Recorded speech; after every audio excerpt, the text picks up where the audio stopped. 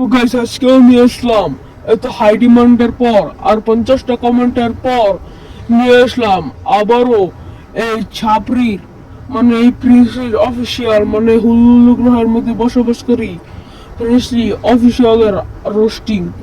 তো গাইস আগে আর একটি ভিডিও দেখি, তারপর একে নিয়ে সমালোচনা করি। আর এটা এই ভিডিওর পার্ট 2। তো গাইস আগে একটা ভিডিও দেখেন, তারপর একে নিয়ে সমালোচনা করা হবে। डियर रिलेटिव, पहले खुद की औलाद पे ध्यान दो, फिर वक्त मिले तो हमें आके ज्ञान दो। ये हुई ना बात।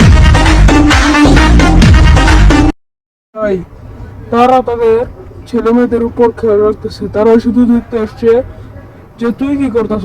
আর ভাই তোর মায় বা তোর বাবায় তোকে কখনো শিক্ষা দিতে পারেনি, কারণ ভাই শিক্ষা দিব কেমনি, কারণ তার তো জিনেই ধরছি। আর সে পড়ালেখাও করতে পারে না, কারণ তার জিনে ধরছিল। আমি তো বড় ভুল লিখেছিলাম।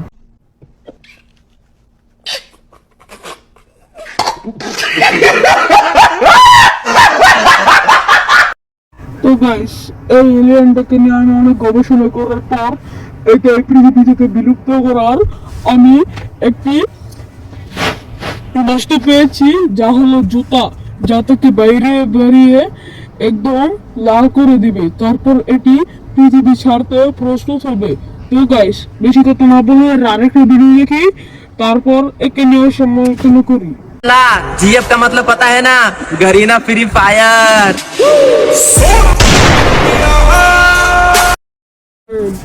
এই ছাগলটার জন্য আমি ছোটবেলা কখনো ফ্রি ফায়ার খেলতে পারতাম না, আমার ফ্রি ফায়ার নিষিদ্ধ হয়েছিল। আর ভাই ইন্ডিয়াতে এই কারণে মনে হয় ফ্রি ফায়ারটা ব্যান করা হয়, এই ছাগলটার কারণে।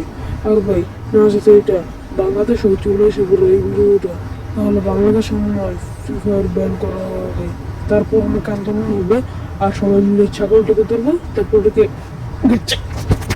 করে দিবে। তো গাইস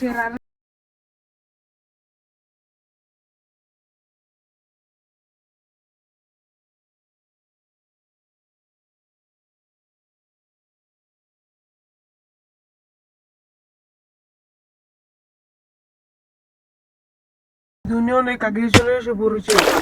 মানুষ হিমালয় পর্বতের চেষ্টা করতেছে চড়ার জন্য, নাসা হ্যাবিটেবল প্ল্যানেট খুঁজতেছে মানুষের বসবাসের জন্য।